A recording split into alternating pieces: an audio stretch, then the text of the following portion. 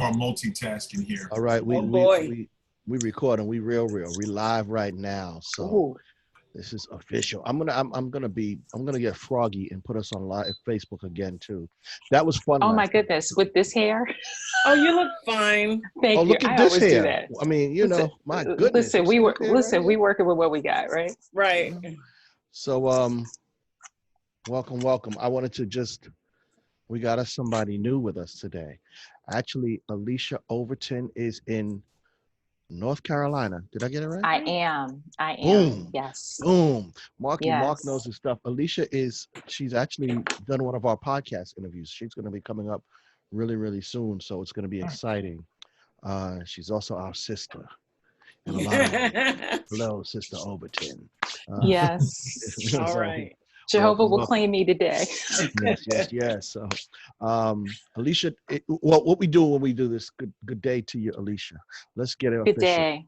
We Good typically, day. when someone new joins us, we just ask them to tell us their name, their company, and in 30 seconds or less. You've heard that before? Oh What my you do. goodness. I haven't, listen, the elevator pitch, you need to stop 30 playing with seconds. just stop playing with me. We need to work on this. I think last week we did this. We had someone new with us. In fact, it was another VA. And I forgot who was doing it. Was it you, Colette? Where the pitch was like 17 minutes? Yeah, and it was I like said, 20 minutes long. Yeah. Yeah, which is cool. We tell our story. But you know, one of the things that we try to do from this meeting is just to keep growing as business owners. And I said, well, maybe we need to work on our elevator pitches. It helps me a lot because I changed mine to one sentence that I hope makes it all worth it. And so we're constantly trying to evolve who we are as business owners. So tell us who you are and what you do.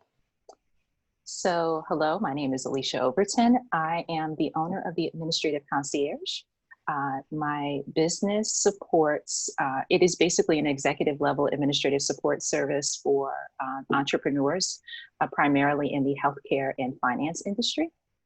My goal is to support the entrepreneur that knows exactly what it is that they need to do in regards to the tasks that they need to support and manage their business, but they either don't have the time, the resources, or the sheer desire to do it. So that's how I come in and assist them. Nice. And if someone wanted to find you today, they're looking and saying, that's exactly who I need. How would they find you? Well, I'm in the midst of changing my website address. I did purchase a new domain. Yes, but for now, the administrativeconcierge.com, you can reach me there. I have a contact form. So if you have a request, please feel free to fill that out. And as well, I'm always happy to answer phone calls. So I can offer my telephone number as well. It's 917-582-9727. Awesome. Very nice. Nice to have you. Thanks for joining us. We're always honored to have new folks because it just brings life to us. We appreciate it. And by the way, just so you know, last week you and I did your podcast interview. I think it might be two. It might be 2 weeks. My mind is a blur. And yeah, it might have been 2. And you made a statement that was bananas. I told you, right? I was dripping tears thinking about it. Everything you want is on the other side of fear. And we used that and we vibed on that last week at the Friday Focus Forum. And everybody was like, oh yeah. They were like, oh my goodness. And everybody had thoughts and we went bananas. I think the meeting went overtime because we were talking about the other side of fear. Yeah. Right? Yeah, it's my mantra. It is absolutely my mantra. I've been afraid for way too long. And so now it's time to not do even, again, we always talk about being discerning in our fear, like knowing our limitations and honoring our limitations. But if you allow fear to keep you from doing something, it's such a horrible place to be, at least for me, horrible place to be. So now I am learning. It's still a work in progress, but I am pushing myself a lot more than I have ever. And I will be honest, when we vibed on this, we didn't talk about discernment. We just went all in on Oh yeah. Well, listen. But you got to have that. I think we were aware that we need to be discerning with it too, right? Yeah. But we talked about even like in different areas, maybe how you price or how you go after a client. Oh my goodness. I just had a conversation with somebody about that. Like I literally I won't say that I beat them, because that would be the wrong thing to say. But I kept saying to them, I said, listen, why do you keep giving a discount for your services? That's insanity. Because I guarantee you, okay, it's nice to get a deal, but they're buying your mind. Why are you settling for less with the giving of your mind to somebody? I was like, and so I literally forced them to up their fee for their contract. I was like, no. It's ironic because yeah, in the accounting world, a lot of accountants they say that we negotiate against ourselves. And it's horrific because it's at our expense. And we say, well, I just filled out that application. Oh, it took me 10 minutes. No, it didn't take you 10 minutes. It took you all the years to learn how to do it in 10 minutes. And that's a big difference. So absolutely. So before we getting we got the winner on. It's over now. We can drop the mic. The winner is here.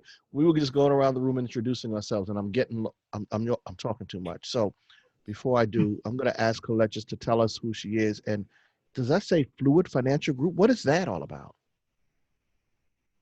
Okay. First of all, let me let you know that I didn't practice my elevator pitch. And that's fine. You know how we rock. We hear it this week, and we'll work on it the next 4 weeks. And second, I have to say that it was 20 minutes long because I got distracted by when I was coming into the call. Okay, right. That's true. But anyway, my name is Colette Ramsey Taylor, and I'm the owner of Fluid Financial Group. And basically what I do is I empower women with educating them about finances and how to plan and strategize for retirement, starting as early as possible so that they can be set up properly, because we know that women have a unique journey and they have to do things a little differently because of the obstacles that they come across in life. Beautiful. I like it. Concise. You hit it. Not bad. Not bad. Good job. Cool. Good job, right? Yeah, cool. Jonathan, I see you multitasking over there. 3 things at once: eat, listen, and read. I'm with you. So John's live on Facebook eating chicken. Eating, drinking, and enjoing the meeting. That's and it. It's probably Hey, what he grilled. It's probably what he grilled too, right? No. Right. So wait a minute. We need to know what you're eating, because then it will kind of add to the. Some wings. Oh, dude. Oh, Homemade barbecue honey wings. See that? Excuse you. Okay. Far too much. All right. Let's move around the room. While you finish your chicken, Courtney Benson, why don't you tell us who you are, what you do, why you're here, how you help. Give it all up. I'm a real estate investor looking to just further establish my business and scale up, reasonably, or whatever the case is. So I'm able to do one project now. I'm trying to see if we can get to the point of doing 2 at the same time. So that's where we are. Right now I'm working in Philly. As I mentioned I think I mentioned to Mark a couple months ago, like I'm kind of chasing gentrification just a little bit. We've seen what it's done in New York City, and Philly, the same thing is happening. So it's nice to be able to catch it kind of early on, instead of just being affected by it on the back end. So. Okay, very nice, very nice. Now, John, you got to swallow. And tell us who you are. Food over here and talk. Tell us who you are, and you're not 9 anymore. You used to do that all the time growing up. We're past that now. So just swallow it and tell us who you are. Okay, I'm sorry. Oh, I'm sorry. So, my name is Jonathan Adams. I am a general contractor by day, self-employed, and a cook by night. I live in Philadelphia. I actually work with Courtney. I'm working with him on his property currently in Philadelphia, with aspirations of becoming an investor in real estate. So I specialize in residential construction with a background in commercial HVAC and installation and repair. So a little bit of everything. Cool. See, that was short and to the point. That was short and to the point. Absolutely. But especially for the owners, the pitch, the tagline. I'm not getting that yet. I think it's something we need to work on. I really do. I'm going to tell you what my new one is, and mine does change every week, so it's not like I'm a pro. Don't get me wrong. So my name is Mark Adams, and I'm the owner of MCA Certified Tax Preparers, soon to launch our rebranding to Next Level Business Advisors.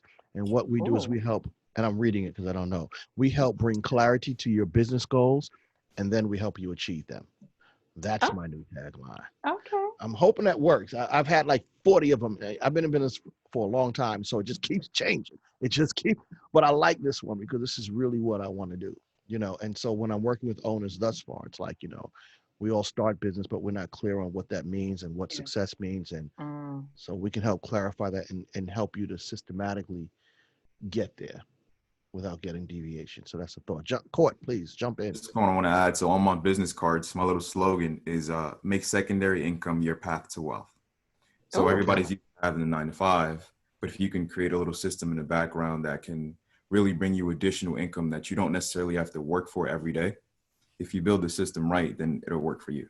So that's the whole point. Okay. All right. Yeah. My slogan is the mission always, keeping you task savvy. The mission always, keeping you task savvy. Did I get it right? You guys are so poetic. I like it. Yeah. John, what's your mission? To work. Now let me stop. That's not my mission. Ooh.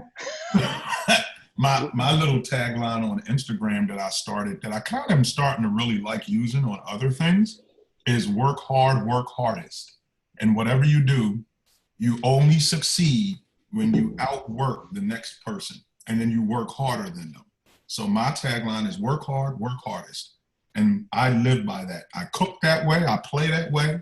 And you eat that chicken that way. That's right, baby. I still didn't receive my package. It was routed through Chip's house, and it may have never left.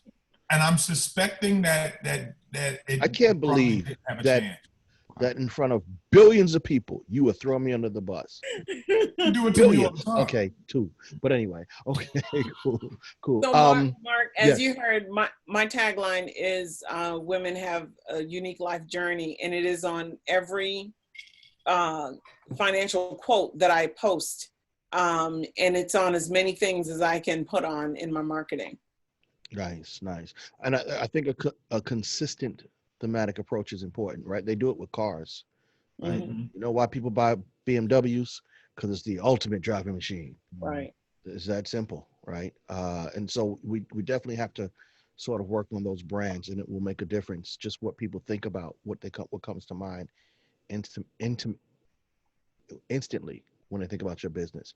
And when I think about that, BMW's whole slogan is 3 words. The ultimate, 4 words, the ultimate driving machine. Man, the shorter our tagline, the better, maybe. I don't know if we can get it that concise, but when we spend millions, we can, I guess. Before we get all into our conversation, I just want to let you guys know that Maria emailed me. She said she's going to visit her son today, so she was going to join us. But she did say, and I wanted to share it with you guys, she said, I did break down my elephant. Nice. We talked about that last week. So what we do, Alicia, just FYI, I don't know if you listened to the end of these things. At the end, we sort of talk about our goals for the following week, what we want to do for our business, how do we advance it.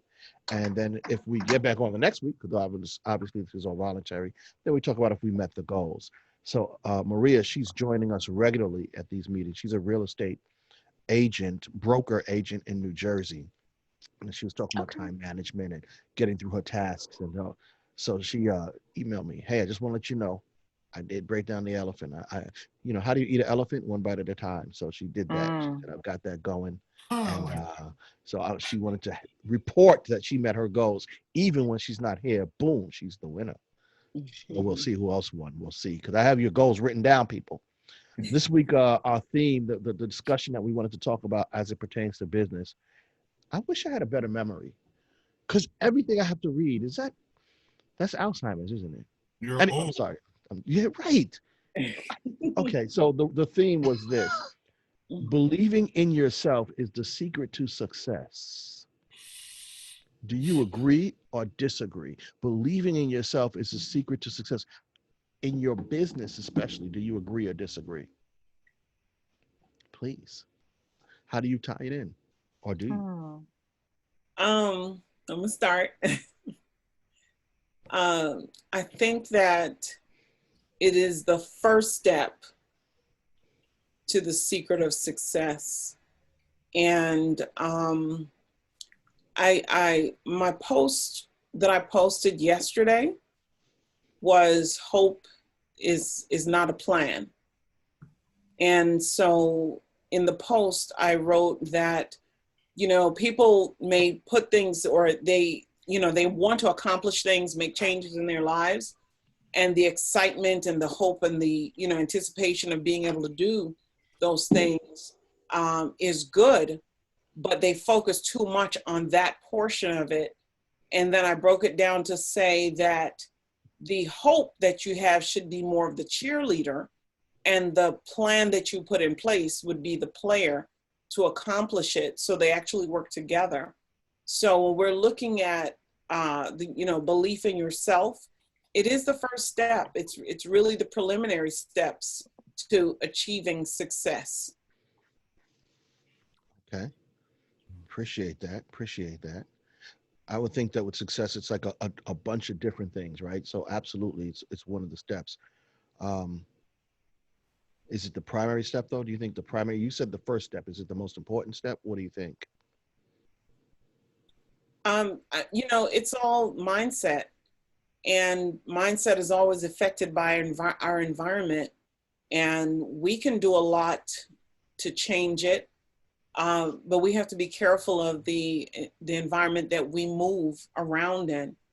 It's one thing you try to keep a particular mindset that will help you to achieve things, but sometimes we move about and we end up in areas where we hear or see certain things that will start making us doubt what we're doing. So we have to always be cognizant of our mindset and, stay as close to what our goal is that we're trying to achieve, and continuing to, again, speaking to ourselves and letting, ourselves know you can do this. It's a saying that I say all the time. There's more than one way to skin a cat. My kids always hear me say that, because if I try one way, I'm going to make that thing work. And sometimes the way is not making that thing work. Sometimes it's coming up with a different plan, to achieve that goal. So, you really have to think about your mindset with it. Okay.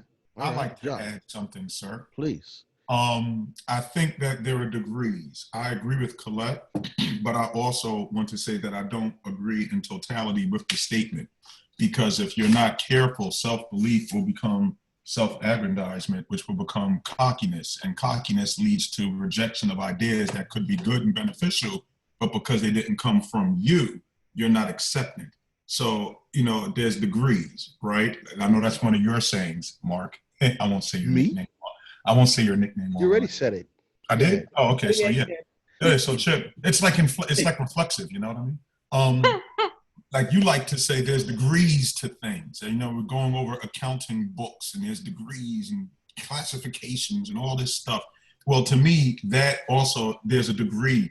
Self-belief has to be tempered by humility if you're going to succeed. If it's not tempered by humility, then not naivete, but humility. If you don't have humility, then someone will have a concept or an idea or a thought, and because it's not yours, you'll reject it and you'll affect your success negatively. So I think there's degrees to that statement, because I didn't start my business with self-belief. We already had that psychological discussion, you and I. Mm-hmm. But as the business continued, self-belief set in, but also it's tempered. Well, did you think about this? Did you think about that? So I just think that it has to be tempered. It can't be totally self-belief that equates to success.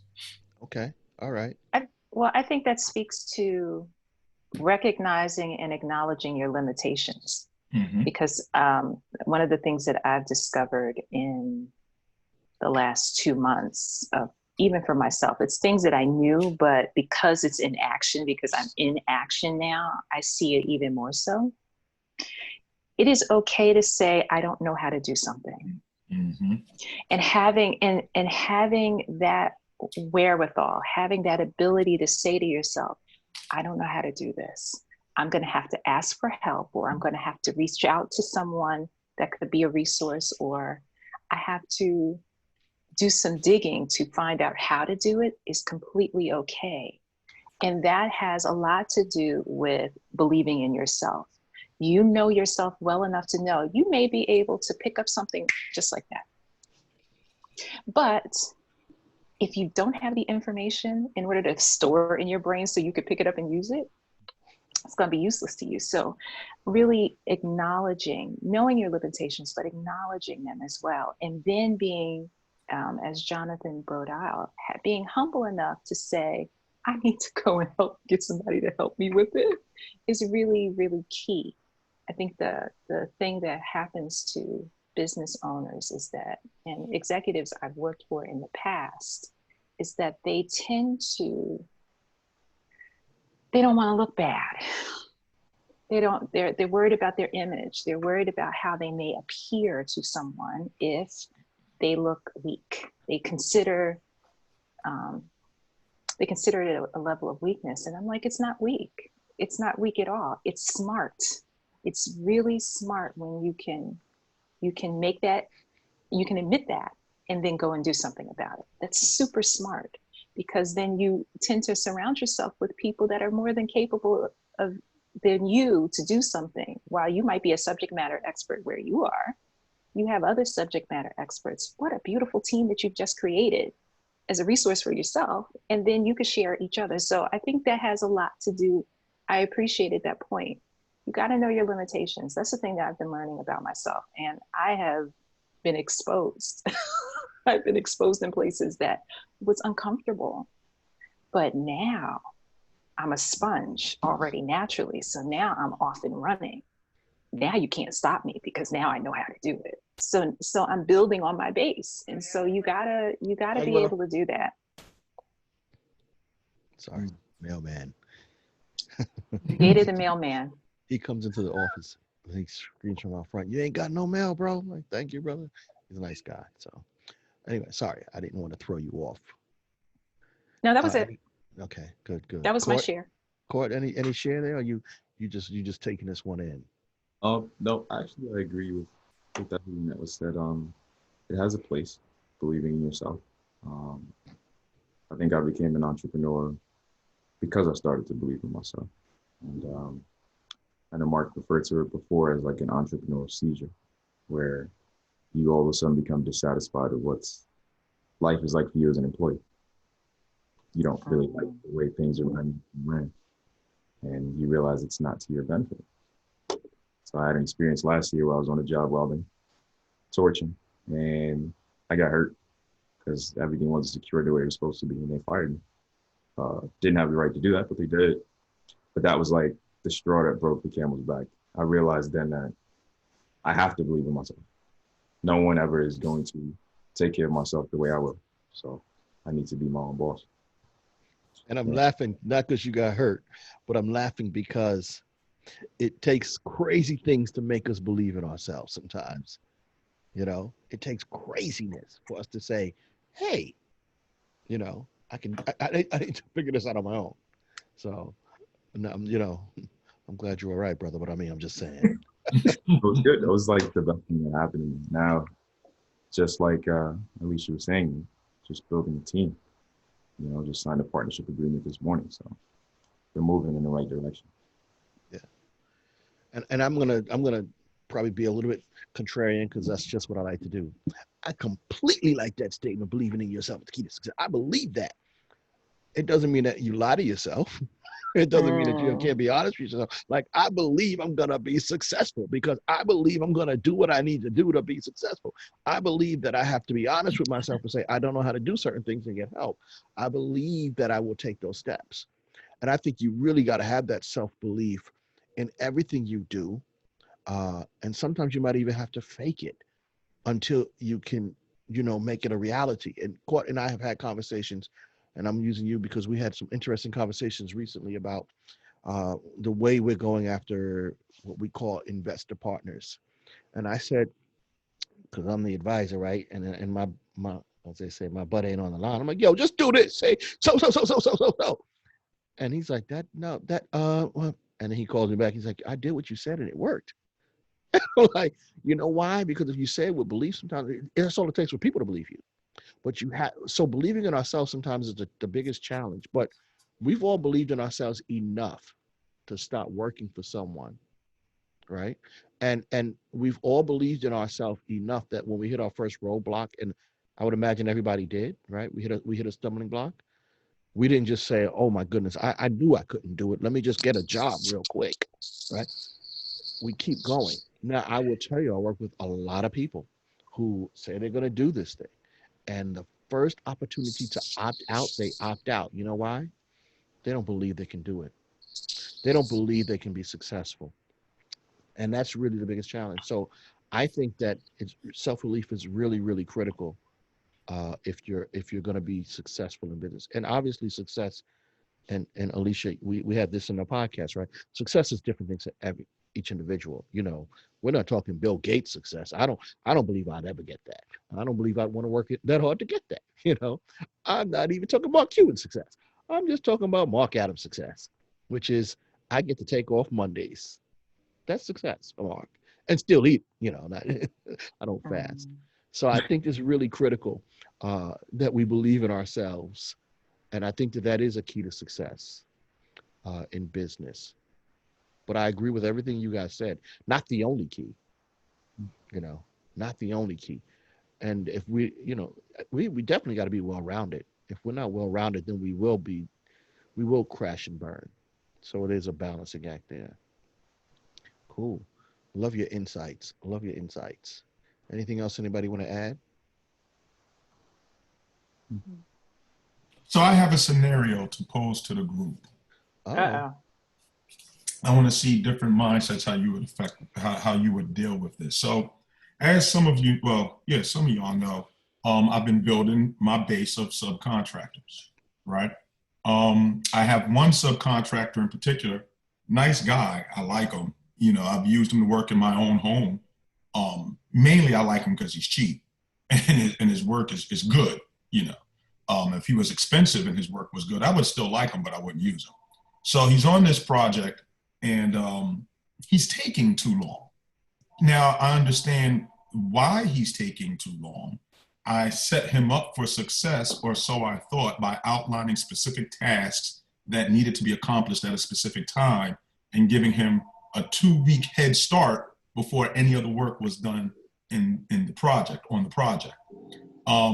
We're at the point now where I'm ready for inspections. 3/4 of my work is done except for his. Called him last night, didn't pick up the phone. No problem. I tend to call late, so I'll call him tomorrow. Now this was my fault, tomorrow being today. I called him, but I forget not everybody's up as early as me. So I called him at 6:15 in the morning. And then I said, that's a bit early. Let me go ahead to Home Depot, get some work done, and I'll call him later this morning. Called him at 8:30, had a nice conversation.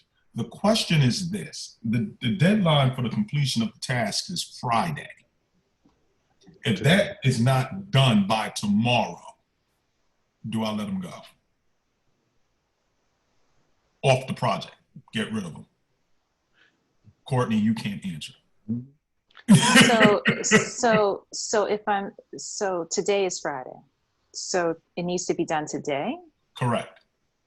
There were 3 specific tasks. We walked through them together.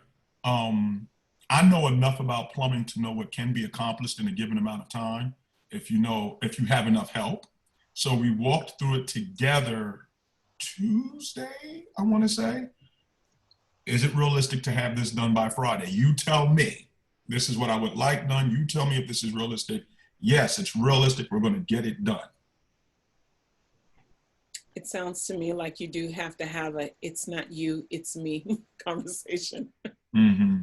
You know, because if you've already taken the time to set the deadlines and he has a heads up as to when the inspections are coming, then you have to let him know that business is business and you have to abide by those timelines. So you might have to bring someone in who can stay within the time frames of what you need to be accomplished, because every time frame missed is money out of your pocket. Absolutely. And he has to understand that. And, you know, just let him know, you know, ask him to put himself in the situation, because, you know, business is business, bottom line. Well, let me That's ask you awfully this. nice. That's awfully nice, Colette. Well, let me ask you this, because there's a couple It's things awfully nice. that runs in my mind. Mm-hmm. Firstly, the subcontractor, right? Correct. He's a subcontractor, so it's not like an employee. So you're not letting him go. He's either ending the project or not ending the project. And if he's a subcontractor, you have to pay him for his time. You're not talking about letting him go without paying him, correct? In a manner of speaking, I am, and let me explain to you what I mean by that. We have an agreement, right? He was paid a down payment to accomplish a specific amount of tasks. So letting him go forfeits his right towards the rest of that contract, because I wouldn't use him in any other capacity. Okay, understood. No problem there. So he's already been paid for what he has done. My question is, if you let him go, how will you complete the task in a timely way? Oh, it's going to require an expenditure of funds, an expenditure that is more than what I initially wanted, or else I would have used that other individual to begin with. Okay. So it's just more money, Okay. which I have to talk to the investor about, which So he then won't be happy about. So the next question is, why did he miss the deadline? Okay. So in a nutshell, he's slow. I knew going into this project that, first of all, I don't know how it is over in y'all guys' neck of the woods, but over here with subs, a lot of times these are gentlemen who either work by themselves or maybe have a guy in a truck with them. You know what I mean? It's 1 or 2 man operations. So you understand that and you schedule accordingly. Thus the 2 weeks heads up before the heavy duty teams came in to do their thing. So there is, in my opinion, no legitimate reason for the task not getting done. I provided all the materials when asked for. I go to the property Wednesday. The materials is still on the floor. They're not installed. They've been there for a month. What's the problem? This isn't the first time I've had this conversation with them, mind you. This is not the first time. So it was always, oh, well, we have to do this. Well, we have to do this. Well, we have to do this. Okay, I understand that, but let me explain something to you. When you don't do what I'm asking you to do, you are impeding the progress of other trades, let alone the fact that you're impeding my progress, because I don't want to go into a house with a basement that smells like a lavatory. That's why I asked you to do this first, so nobody has to smell this. You need to get this done. So there's no legitimate reasons is what I'm driving at. So basically, I'm sorry, I'm just trying to follow this path of because it all boils down to mindset to me. This right? meandering path, right? No. So basically, the reason that tasks are not happening is because he's not following the direction that you're asking him to do. You tell him to do certain things a certain way, and he's not doing it. He refuses to do it the way that you want him to do it. He's doing it. You know what it could be? Because I don't want to say it that way. Let me tell you why I don't want to say it that way. I think what I've learned, because I always bring it back to myself, right? You know, in my management tactics or strategies. It wasn't until the last, I would say 2.5, maybe 2 weeks, that I got this specific, because I'm a very hands-off kind of manager. Once we go through a project and I'm outlining expectations, because I don't like being micromanaged. This is what I need done. Do it. You know what I'm saying? But when I go to a property and an investor is next to me and I'm smelling a lavatory, I got to speak up. Because this, you know, I'll work at it, but my investor shouldn't be coming to a property looking for progress and smelling that. So I don't want to say he rejected. I think he took my management style and chose a course of action that was the least efficient, if that makes sense. Jonathan, that sounds like someone who has experience and might be an older contractor. That's what dead on, Colette, dead on. And you guys don't know this, but I have a background in interior design. And you come over to Philly. And I've worked with subcontractors, and every contractor, subcontractor, number one, they know what goes first, what the order of work is. They know that already if they've been in the business for a while. And they know how important what they're doing is to the next step. Yes. So it almost sounds to me like he is just one of those people who feels like he knows what he's doing and he's just going to do it on his own time. And basically, if you've had the conversations before, like I said, you need to have the final conversation and say, hey, look, this is what it is. It's just not going to work out. I've got to get someone in here, because I'm sure he's worked on projects before. I mean, you've got your residential projects, and then you've got your investor residential projects or commercial or whatever. And there is a difference. For sure. So I'm sure he knows all of that. And so you've just got to do what it is that you have to do. Alicia's face is like. No, I disagree. I agree with you, Alicia. Go ahead, girl. I completely disagree. Because there is a difference between telling somebody a procedure on how to do a task and then setting the expectation as to when it needs to be done. And that has to, and if it's not, there's some people that you almost have to treat them childlike in regards to how you communicate what the expectation is. If the conversation was, John, I have a deadline of July 20th for the plumbing to be done. I need these 3 tasks taken care of. I need you to confirm for me when each of those tasks are done. So that way I know that come July 20th, when I have my investor come in with the inspectors, it's done. Can you do that for me? There's some people that you actually have to communicate that out loud, because what I'm hearing is something that I used to do and my husband used to correct me about that when he was alive. You can't expect people to think like you do. And what happens is that you set yourself up for failure, because you may be thinking, you're thinking it logically in your head. You're thinking linear, you know exactly how you would do it, but you can't expect that someone else, and from what I'm hearing, and you can correct me if I'm wrong, if you know that his style is relatively, he sounds like he's laid back. He may be very knowledgeable about what he does. And he's probably, like you said, he does good work, but if he's slow and he would have to know the specifics up front. So that way, when you come back to him and say, hey, I thought you were going to be done, he would look at you crazy, because he would know, oh man, I messed up, because I should have had this done already. But so I'm like, Jonathan has done that. Yeah, I was going to say. How specific were you? Let me my question. That's an excellent question. That's kind of why I posed the scenario, because I got an idea on what to do with him, but I want to get other mindsets. You know what I'm saying? So yeah, well, I would have already dumped him. Like, it would have been this morning. It would have been like, I appreciate all that you've done. Thank you so much. I'm going to move in a different direction. I hope that the initial deposit covers the work that you've done. And if we can work together in the future, that's great. But I'm going to need you to leave the site. You don't have to come back.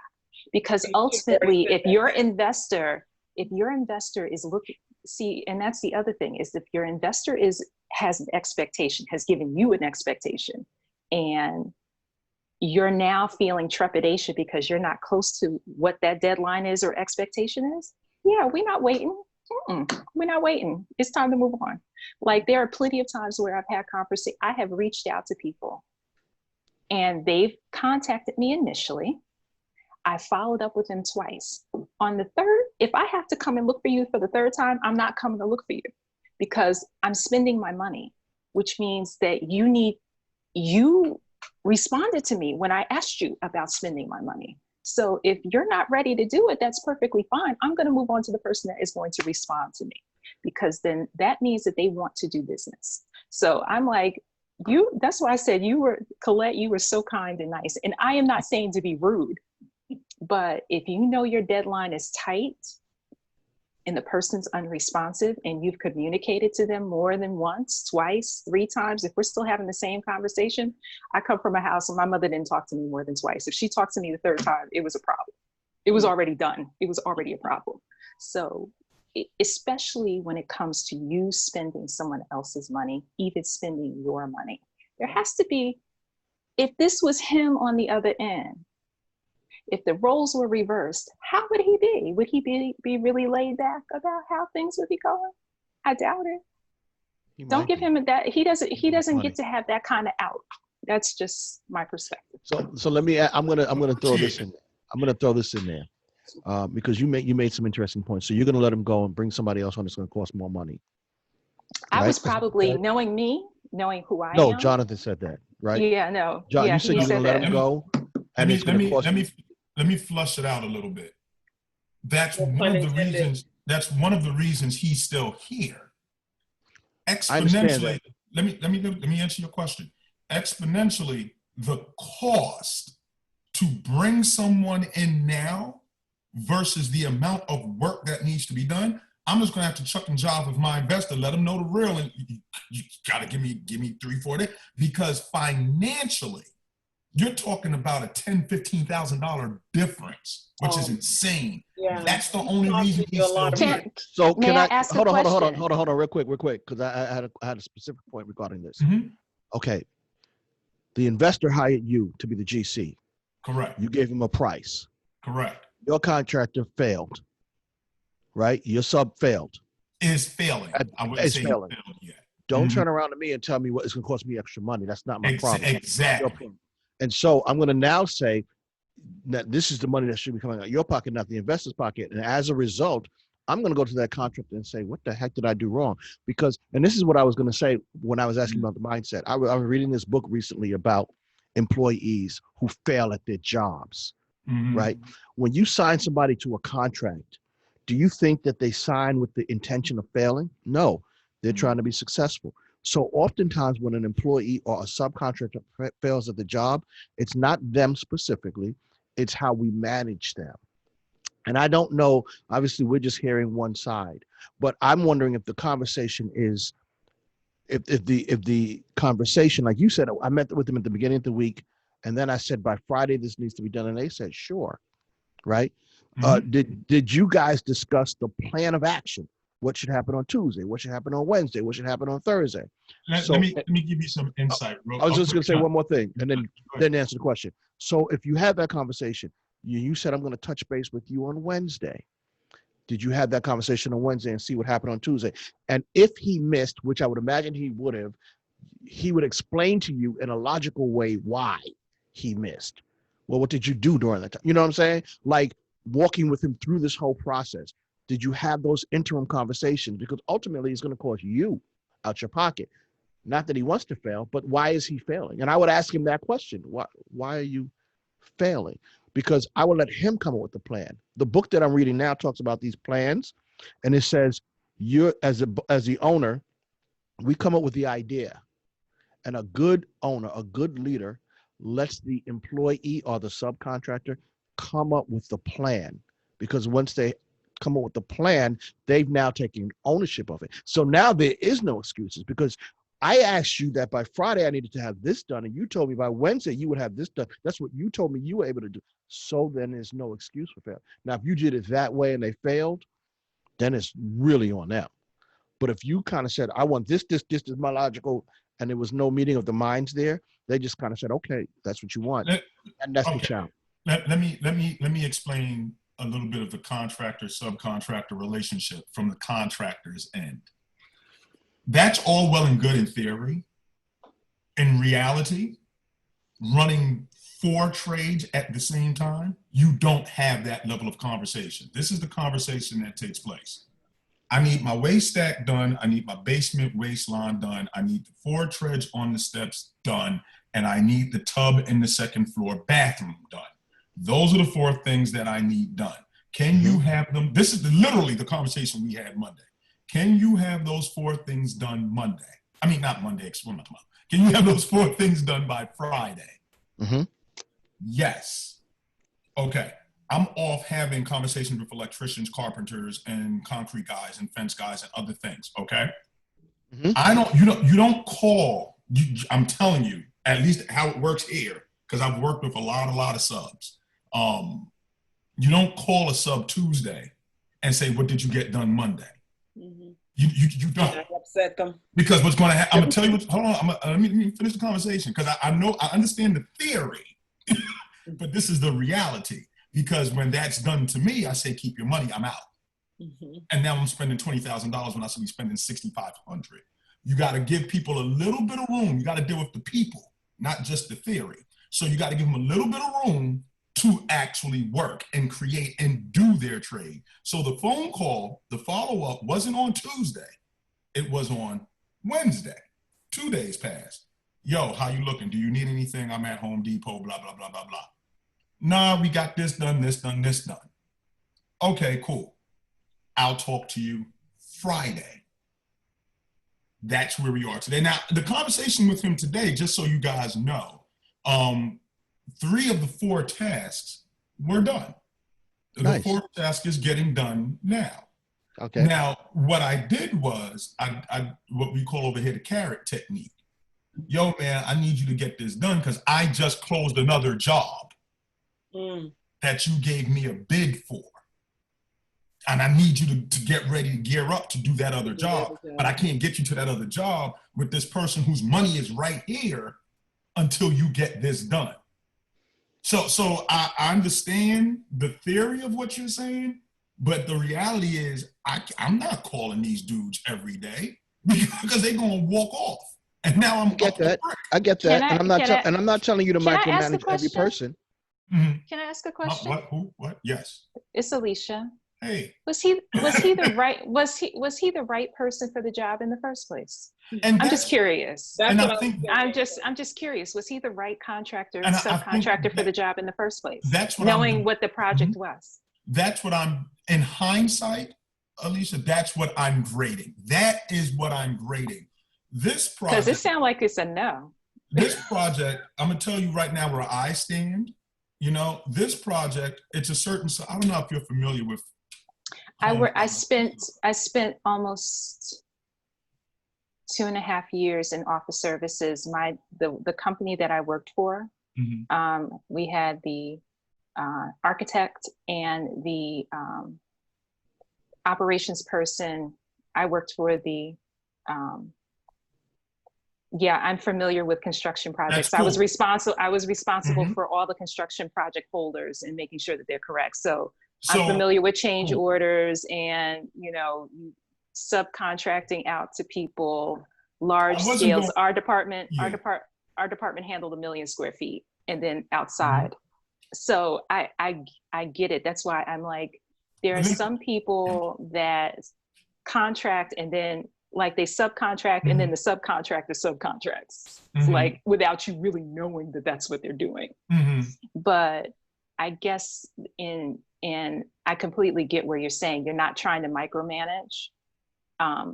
Ergo, which just led me, as I'm listening to you, just led me to believe, I'm like, was he the right person for this particular job? Not to knock his skill or anything like that. But was he the right person for this job? Because it just doesn't seem like it. The only way that I could answer that is that's what I'm grading now. The reason he was used on this project is because of the size of the property. It's a tiny little row home in Northeast Philly. It's 1,100 square feet. So it seemed at the time of the hiring that even though he's a little slow, for the price and his skill set, which I've seen, this may be it. Now, the investor that I'm working with is also looking at 2,000 square foot homes, 2,500 square foot homes. At this point, I would not use him for that size project. So I don't know if that answers you well enough. No, it does. It does. It's like you don't know what you don't know until you're in it, right? There you go. And so now you're in it. And now you know. And now you know. Right. Well, I'm gonna just say one more thing, because the one thing I'm gonna say is, there's like I think Colette said, there's like 100 ways to skin a cat. Maybe you say I don't want to micromanage. Every time I talk to people about business, I say, well, it's different in the dental industry. Well, it's different. It is different, but the theories are the same. If you want check-in every single day, you can set that up. You know what my coach told me? It's all on how you frame conversations. Hey, we've got a contract, we got a project, and that's not just for this guy, anybody, if you wanted to do it this way, and not to say that you would. And I think if they framed it to you as a contractor and said, hey, you know what? I got this project. I got tight deadlines. I got tight money. I kind of need to check in every day. I'm not going to call you. I don't want to micromanage you. But if you can call me every day at 5, just let me know where you at. I'd appreciate it. Cool. They're either going to accept the job or not. That's what I mean by framing it. So There's like a million ways to do things if you want. This guy might be different than others, and maybe you say, and it's your business, you might say, I don't want to deal with that nonsense. I want to give a guy a job and know that's gonna get done and not worry about it. That's cool. But if you want to save some money, you say, I'm gonna get this cheap dude, but I'm gonna have to treat him a little different. So you call me every 2 days, let me know where you're at, let me know where we need to make adjustments. There's just a way in which you can frame it if you want to deal with it. I think the question really is, because you said he does good work. He's just not as timely as you are. The question is, for a cost saving, are you willing to do the extra legwork? It might not be what you want to do. You might, that's what you can figure out. But I think that's what it boils down to. And if you need to have something different for him, find the solution that's going to accomplish what you need. And hold him, make him accountable. That's the whole thing. Make him accountable. Make him tell you where he's at on a regular basis. Which is, and let me make sure I don't come off as Mr. Contrarian. That's his job. That's Mark's job. But that's more than doable. It's just, again, learning management. That's why I said I bring it back to myself ultimately, because I've had contractors who I met literally walking down the street, got their business card to do work for me. And I said, listen, meet me at the property at 8 o'clock so we could walk through it and, and look at everything. And they're there at 7:30 and they've never met me before. So what you're saying isn't like, oh, that's never going to work. Not at all. It's just like you said, learning to tailor. Because like when I mentioned that other job that I would hustled really up love him to get on. He hustled up. See what I'm saying? Yeah. So, yeah, he hustled up. But the initial conversations is what I want to fine tune and get a little tighter. Yeah. So I think you got to figure out if he's worth it for you. Because and it could be. Right. You'd be like, yo, dude, I need you to hustle up. Okay, it's all of us on. You know how they talk about CP time, right? So we're gonna have a party. We're gonna have a party, and it started at 12 o'clock. Meanwhile, it starts at 2. Right? But and the only reason I give you the fake time is because I really want you to be there. I love you. I want you to be there. So I'm gonna adjust just for you because I want you to be there. Now, normally it's like, I can't be bothered with you, so I'm not even gonna invite you. That's what you're trying to figure out right now. Dude, it's like, yo, and it could work. It's up to you, especially for the price. Right? If the price is right, you might need to just figure it out. Dude, I need this done by Wednesday afternoon, and it better be done. And if you hold his feet to the fire and he misses by Thursday with some reasonable explanations, okay, you're still ahead of the game. It does depend on 2 things: how much money you want to spend or save, and how much work you want to put to make it happen. That's fair. That's more than fair. Alicia, you're muted. You're muted. I lost you, sister. Hold on. She's dropping gems and we can't hear her. Hello. I know. Oh, there she is. So, I was just thinking, is a tactic that I use often is when someone has made me a promise and they're late or anything, and I just typically just say to them, so tell me how you're going to rectify it. And I just go completely silent. And then I let them figure it out and tell me, because we talked about that already. Literally, give me the solution, because all I know is, and typically what I'll say to them, all I know is I need this by this time. So tell me how you're going to fix it for me, because I can't I need you to do your part because I've done my part. Mm-hmm. Like that's not a unfair request to have them tell you the solution, because ultimately it's their responsibility anyway. Why should I have to kill myself, even though I will if I have to? But ultimately, it's your commitment to me that I'm relying on. And if you're not going to fulfill your commitment in the way that we had negotiated and discussed, then you come and tell me how you're gonna fix it, because you gotta fix it. It's not my responsibility, it's yours. How you gonna fix it? Yeah. I've done that with people. And I appreciate it. This is why, again, I pose the scenario. I like the feedback. That's good. Thank you. That's why we try to rock on these things. This is the whole idea, that we can all, We lost a person. Yeah, he had to go to class, I think. Okay. Yeah, that's why we do it though. So I'm glad we had that conversation. Actually, it was a little bit of fun for me. Hey, we're at close to the hour mark. So should we just go through our goals real quick?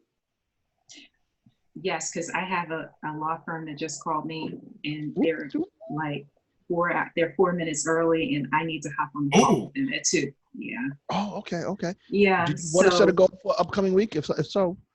Yes, I need to set the goal of creating a doable, reasonable schedule that will allow me to take care of my business and take care of my personal life, because there is a balance that is not happening and it's not sitting well with me. So I need to make sure that I have a set schedule that is going to create balance in my life, because currently I have none, and it's wreaking havoc on my sleep. And Alicia not sleeping is never good. So I need that. I need Okay. that.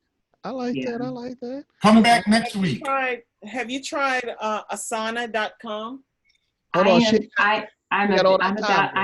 Yeah, listen, Colette, we'll have to talk, because I'm actually thinking about that. I've been thinking about Asana. And I feel like with the client that I currently have, I need it. I'm definitely going to need it, because they are moving at lightning speed and they need all sorts of different things. And I'm capable of all sorts of those different things, but they're coming at me like all over the place. So yes. Well, can we get your information, Mark? You can get information.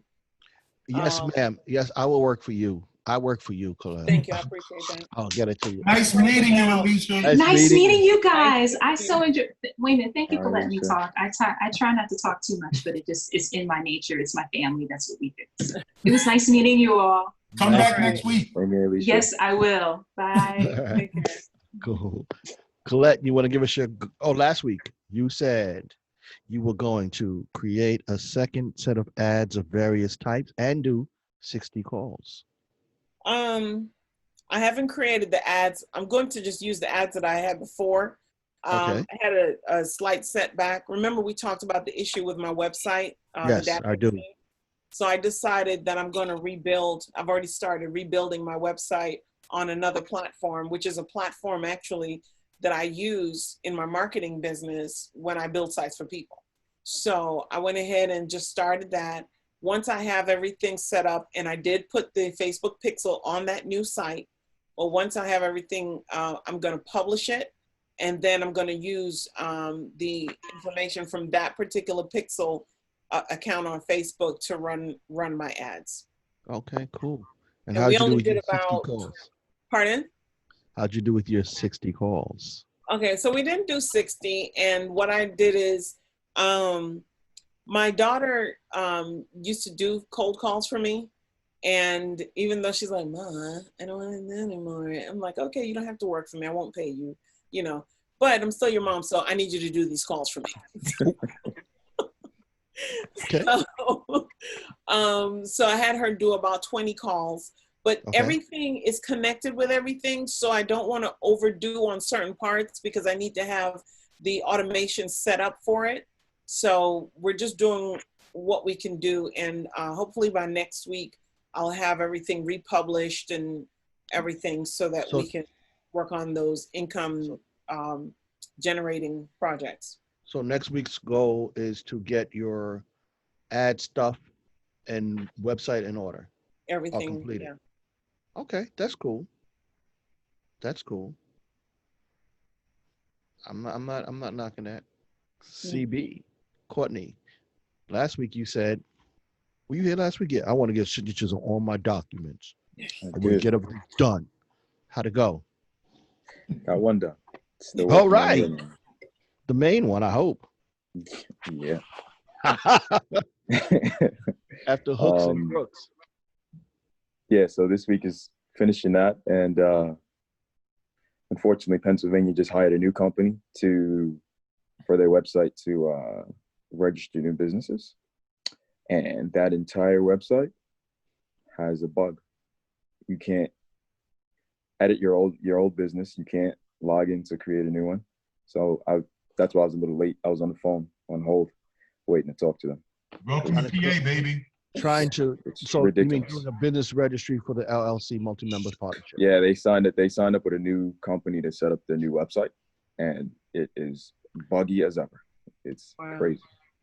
So, but there's like Colette said, there's always 3 different ways I've already figured out to get it done. But now we're dealing with pertinent information where I can just email it. I'm like, I do not want to do that. So I'd rather do the phone call and make the person on the phone walk through it with me. I'm going to ask them to register for a new account online in front of me. And when they can't do it, which I know they won't be able to do, now we'll get somebody to get on. You mean on the state level? Absolutely. On the state level? No, it's the website. It's the developer of the website. They have their help desk information there on the login. So the state wants you to call the developer of the website to do that. PA is backwards like that, man. They do some weird stuff. They do some weird That's stuff. The Pennsylvania, is that the division of corporation? Like your Secretary of State. Yep. Wow. Without they hired a new third-party company to develop a new website, and so the third party. And they don't have the legacy site up and running. That's ridiculous. Wow. That is ridiculous. That's why I relate to this call. I've never heard of a state agency not having something up and running to register a business. Exactly. Okay. I'm like, you're losing money. It doesn't make any sense. And they don't lose money though, because you want to register the business, so it's just deferred. Okay. That's all. They know that. They know they can just. All right. Anyway, John, last week, go. Last week, go. Oh, you weren't here last week.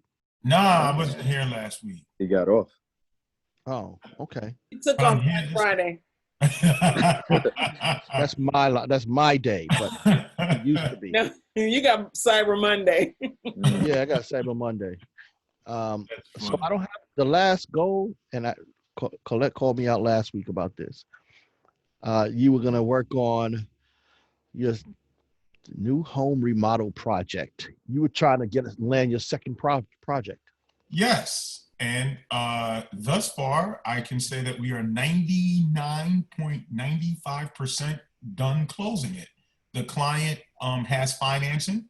I used a financing company that I thought only did HVAC. And I said, hey, let me try and use them for home remodeling. And they said, of course you can, Mr. Adams. Awesome. Oh, wonderful. So I offered financing for the first time for home remodeling, like the big Nice. And now you got your multiple teams. You have no problem running that. Yeah. I just need another plumber. Now I'm kidding. But seriously though, yes, her financing I got the approval email, text message rather. So I'm going to call her next week and actually set a date to start demolition and then construction. So it's kind of exciting because this is the first property that I'm working in that's actually being lived in. So it's going to require some shuffling of rooms and just, concerns, laying down floor coverings, all the good stuff, because I want to make a good impression. So, but yeah, she got approved. So we're going to look to lock down a date this week. Nice. So what's your next week's goal? To lock down a date. That's fine. I just got to write something down. And listen, and get a deposit. I like that. I mean, believe me, I got to write it. If I don't write something down and I'm like looking on the paper like a Momo. And second half of the goal is to have inspections at the first property continue. One of my inspections got passed today. So I'm looking forward to getting 2 more scheduled and hopefully done next week. Okay. 2. Okay, cool. Courtney, did I ask you for your next week's goal? Yeah, I'm saying I want to get the rest of the contracts done and I need to get this business registered. Okay, so finish other contracts. When you see Courtney's eyes like that, that means he's multitasking. And I know. In a million. I know it, man. I know. Last week, I don't even remember what I said I was going to do. I was trying to finish up them taxes. You've been saying that for 3 weeks, all man. taxes done by the 15th. Done. Nice. Okay. Done. On the 15th, I waltzed in my happy office. And I had 2 meetings, and that was it. I was chilling around 1:00 in the afternoon. Wow. Everybody else, because everybody else was going on extension and they were told and it was it, boom, boom, boom. So it was like that. And that's the way I wanted to be. I need the stress free. Right. So now next week, what I want to do is schedule every person that's on extension to get them done within a 2-week time frame. And I'm really working on getting my next website up and getting that going. I'm starting this program. You guys have heard me talk about this stuff. It's called an Ascent program, ASCENT. And so I want to start getting that really ready for prime time to launch. But I think firstly, it's tax returns scheduled, and then a scent program worked on. I've actually worked on like changing my messaging and stuff. So if you go on anything I have, that tagline that I said is what I'm using. So cool. Nice. So a lot of things going on. I'm glad you guys were able to join us. Mark, I'm sorry. I have some questions for Courtney and Jonathan, but I'll wait till after you cut the recording. Uh-oh. Oh, well, I'm gonna cut the recording, cut the meeting. Okay.